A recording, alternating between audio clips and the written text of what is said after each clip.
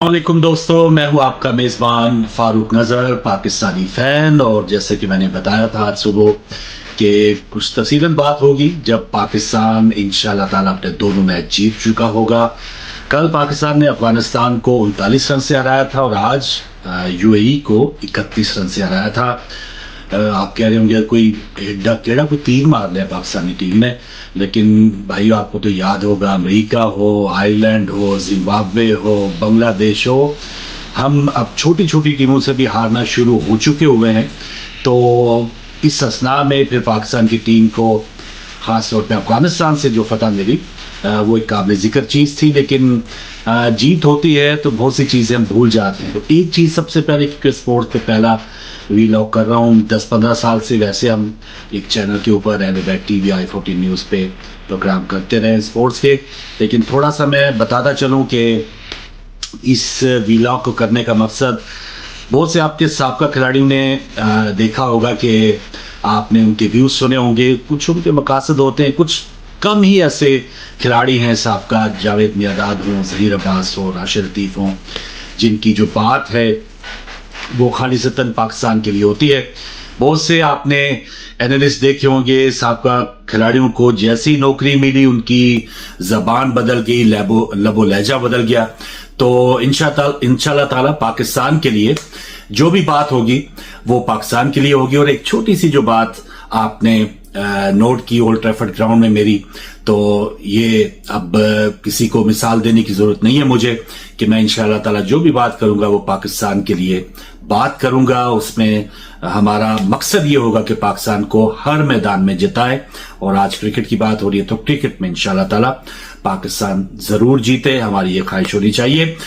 तो सबसे पहले तो जो अफगानिस्तान से पाकिस्तान का कल मैच हुआ था, पाकिस्तान ने बहुत अच्छा किया। एक तो टॉस जीते दोनों और डरे नहीं कि हमने बैटिंग की तो फिर पता नहीं क्या होगा, टारगेट हम दे सकेंगे या नहीं दे सकेंगे। तो ये सारा जो एक मैं समझता हूं कि जो माइंडसेट है कप्तान का, वो मुझे अच्छा लग रहा है। पाकिस्तान ने पहले खेलते हुए 182 रन बनाए 7 खिलाड़ी के आउट होने पे। सारी तफसील आपको पता होगी, लेकिन सबसे थोड़ा सा कंसर्निंग चीजों पे हम बात करें तो साहिबजादा फरहान, उन्होंने 21 रन बनाए, लेकिन अच्छा उन्होंने 2 छक्के भी मारे, 1 चौका मार के वो जल्दी आउट हो गए। थोड़ा सा कंसर्निंग फखर जमान के हवाले से भी रहे कि वो भी स्पिनर को, मोहम्मद नबी को ऑन साइड पे खेलते हुए वो भी आउट हो गए। तो ये 2 चीजें, हसन नवाज कल के मैच में नहीं चले थे, लेकिन आज कुछ उनकी बैटिंग अच्छी रही। और ये तो पाकिस्तान ने बहरहाल 182 रन कल की उस विकेट पे बहुत अच्छा स्कोर कहा जा सकता था और माशाल्लाह पाकिस्तान ने वो प्रूव भी किया। बॉलिंग में कंसर्निंग जो चीज रही वो ये थी कि हारिस रऊफ ने गो के 4 विकेटें ली हैं, लेकिन राशिद खान ने जब उनके 1 ओवर में 3 छक्के लगा दिए, वो मेरे लिए फिक्र की बात थी। ठीक है, पाकिस्तान मैच जीत गया, लेकिन अब दुनिया भर में ये मैसेज गया होगा, सब खिलाड़ियों को पता चला होगा कि जी हारिस रऊफ उनके ऐसे बॉलर हैं कि उनको तो 18 रन बनाना भी कोई मुश्किल बात नहीं होगा। यानी अगर फर्ज किया पाकिस्तान का और इंडिया का मैच है और इंडिया को जीतने के लिए 18 रन चाहिए या 20 रन चाहिए या 15 रन इवन चाहिए, तो उनके ज़हन में ये होगा कि यार राशिद खान एक ऑलराउंडर कह रहे हैं या एक बॉलर कह रहे हैं, वो इसको 18 रन बना सकता है तो मैं भी बना सकता हूं। तो ये एक समझ ले कि एक दाग बॉलर्स के ऊपर ये, या एक छाप जो है वो जरूर लग जाती, तो होना नहीं चाहिए था। यहां पे हारिस रऊफ को एक भी गेंद इस किस्म की लूज नहीं देनी चाहिए थी। साख का मामला होता है, आपको वो तो मैच खेल ही रहे होते हैं, लेकिन उसका इंपैक्ट जो है वो दीगर मैचों में भी पड़ता है। तो ये जरूर ज़हन में रखें कि हारिस रऊफ की जो कल 3 छक्के जो उनको पड़े हैं, ये पाकिस्तानी फैंस के लिए काबिल कबूल नहीं थे, तो इस पर उनको काम करना पड़ेगा। सुफियान मकीम जो है लेफ्ट आर्म ऑर्थोडॉक्स, उनकी एक अच्छा आगाज हम कह सकते हैं, अच्छा एक इजाफा कह सकते हैं टीम में। उनकी कल 2 विकेटें थी। सलमान आगा की तारीफ ना करना ये ज्यादती होगी, क्योंकि कैप्टन बनाया गया है T20 के। मोहम्मद रिजवान को हटा के, उससे पहले बाबर आजम को हटा के, उससे पहले शाहीन को और फिर बाबर आजम, ये काफी मामला जो है वो दाएं बाएं पहले रहा, लेकिन सलमान आगा ने कल कैप्टन इनिंग खेली है और उन्होंने उसमें 53 रन बनाए 36 गेंदों पे। और ये एक कैप्टन के लिए आप सब जानते हैं कि वो अच्छी परफॉर्मेंस देगा तो फिर दूसरे खिलाड़ियों के ऊपर भी एक अच्छा उसका इंपैक्ट जाएगा। रिजवान अनलकीली वो कप्तान बने, लेकिन अगर वो उनकी अपनी परफॉर्मेंस अच्छी नहीं होगी तो फिर दूसरे खिलाड़ियों के लिए भी मैसेज अच्छा नहीं जाएगा, वो टीम के लिए कोई अच्छे फैसले नहीं कर सकेंगे। तो इसी वजह से सलमान आगा कल मैन ऑफ द मैच भी रहे और उनके जो 53 रन्स थे काफी वाइटल रन्स थे, क्योंकि फखर जमान भी आउट हो गए थे और उनकी फिर नवाज के साथ एक अच्छी पार्टनरशिप हुई थी। तो ये कल के मैच में ओवरऑल, और अफगानिस्तान का कहा जा रहा था, आपको याद है साथियों ने पूछा कि जी एशिया में कहा जा रहा है कि नंबर 2 टीम तो अफगानिस्तान है, तो ये काफी एक धचके वाली बात थी। हम तो ये समझते हैं कि पाकिस्तान और इंडिया जो है वो 1 और 2 की रेस में होंगे, लेकिन बिल्कुल फिलहाल जो इस वक्त जो फॉर्म चल रही है पाकिस्तान की वो वाकई है कि पाकिस्तान वर्ल्ड कप में अफगानिस्तान से हार गया था 50 ओवर्स के मैच में। फिर शारजा में एक सीरीज हुई थी T20 की, उसमें भी तजर्बा गो के किया गया, लेकिन अफगानिस्तान ने काफी मैचेस पाकिस्तान से जीते हुए। लेकिन ये कल का जो पहला मैच जीतना है, उसके बाद एक और राउंड मैच होगा और यकीनन फाइनल मैच भी अभी अफगानिस्तान से पड़ेगा। तो ये एक अच्छे मैचेस हो सकते हैं पाकिस्तान के लिए कि वो एशिया कप में जाएंगे तो थोड़ा सा टीम का पता चल चुका होगा कि टीम में से कौन से लड़के इनफॉर्म हैं, कौन से लड़के आगे जाएंगे, कौन से नहीं जाएंगे। ये तो था कल के मैच का थोड़ा सा हाल, और ये पाकिस्तान को जीतने के हवाले से एक अच्छी खबर हमें सुनने को मिली। आज जो मैच था पाकिस्तान का यूएई के साथ, इसमें एक बार फिर पाकिस्तान ने टॉस जीता और बहुत अच्छा किया कि उन्होंने पहले बैटिंग की, और उससे भी बहुत अच्छा किया कि उन्होंने हारिस रऊफ और शाहीन अफरीदी को आज रेस्ट दिया। तो ये एक अच्छा उनके पास मौका था, और सलमान मिर्जा को आज मौका मिला। हसन अली को दोबारा आज मैं कहूंगा कि छक्के पड़े हैं, और उनके आसिफ खान जो, क्योंकि बहुत से जो यूएई की टीम में खिलाड़ी होंगे वो इंडियन निजाद या पाकिस्तानी निजाद होते हैं अमूमन। वो आपने देखा होगा माइक के ऊपर भी कि वो उर्दू में बात कर रहे थे।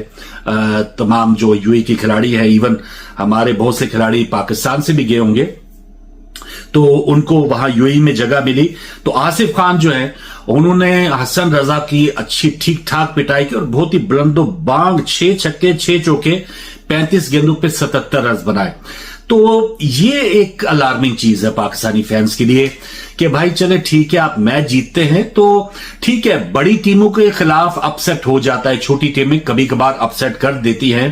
कीनिया ने वेस्ट इंडीज को हराया हुआ है, और जिम्बाब्वे ने बड़ी बड़ी टीमों को उस वक्त हराया था कि जब बहुत हम अपसेट करार दिए जाते थे। तो ठीक है, अपसेट कोई एक दिन बुरा हो सकता है, लेकिन जब आपकी टीम एक अच्छी परफॉर्म कर रही हो, एक अच्छे एक जरा बैलेंस महसूस हो रहा हो, तो ऐसा नहीं होना चाहिए कि कोई उनका खिलाड़ी 77 रन और 6 छक्के मार दे आपकी टीम को। तो ये एक अलार्मिंग चीज है कि आपने अपनी साख को, आपको तो चाहिए था कि वह उनकी टीम को, उन्होंने 176 रन बना लिए थे। अगर आप देखें कि अगर उनकी पहले बारी आ जाती और हम तो बहुत बुरे चेजर्स हैं, अगर हमें बाद में चेस करना पड़ जाता 176 तो हम क्या करते। तो 176 रन यूएई से खाना मतलब है आपने ऑस्ट्रेलिया से 250 रन खाए हैं, इंडिया से 225 रन खा लिए। बड़ी टीमों से अगर आपने इस बॉलिंग के साथ अगर आप जाते हैं तो जहां यूएई आपको 225 रन बना रहा है तो इसका मतलब है बड़ी टीमें तो आपको 225 रन या 250 रन तक के भी मार डाल सकती है। तो ये चीजें आपकी सोचने वाली बात है। फहीम अशरफ जो है वो ठीक है, उनकी वजह से थोड़ी लंबी बैटिंग हो जाती है, लेकिन बाहर आप देखें वसीम जूनियर भी बैठे हैं, अबरार भी बैठे हैं, तो मुझे उम्मीद है आइंदा जो मैच उन्हें आने वाले हैं उसमें अबरार को मौका मिलेगा, वसीम जूनियर को मौका मिलेगा, शाहीन अफरीदी, हारिस रऊफ, और ये बॉलर जो है एक एक गेंद अपनी इज्जत के लिए करवाएंगे। भाई 24 ही तो गेंदें आपने करानी है, 4 ओवर्स का स्पेल आपने करवाना है, तो क्यों 3-3 4-4 छक्के बेस्ट बॉलर्स हमारे हम करवाए जाते हैं।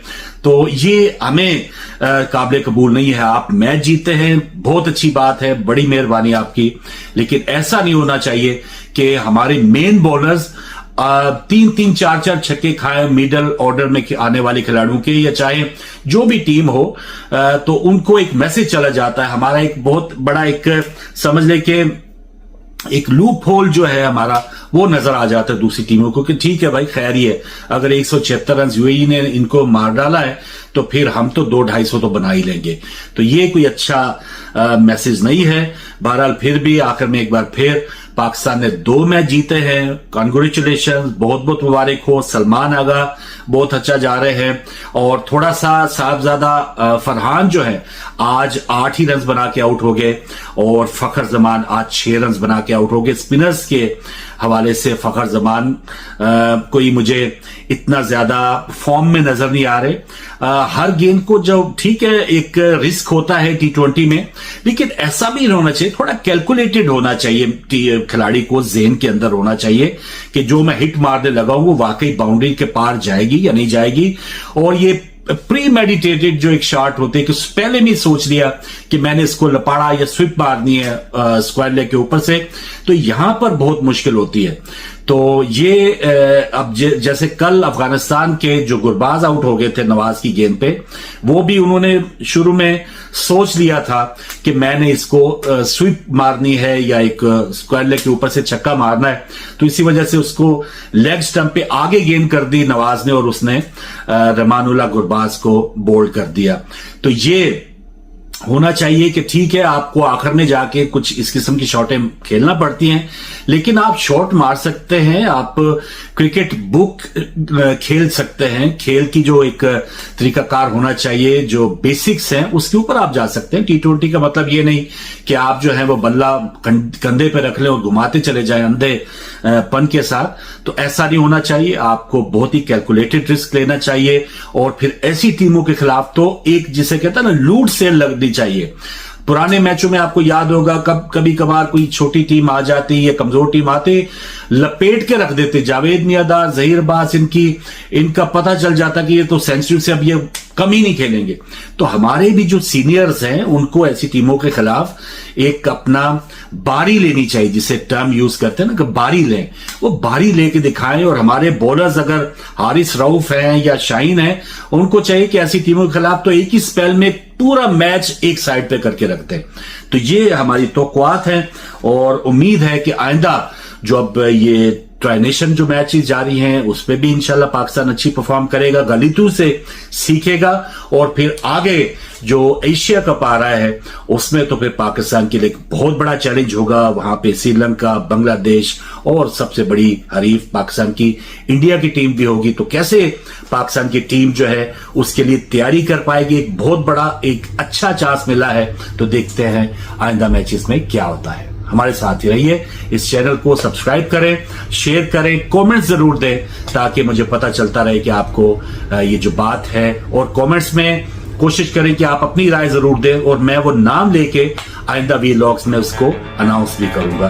तो जरूर मेरा साथ दीजिएगा, और इंशाल्लाह मिलके हम पाकिस्तान के लिए स्पोर्ट्स में और दीगर मैदानों में कैसे जीतना है उस पर बात करते हैं।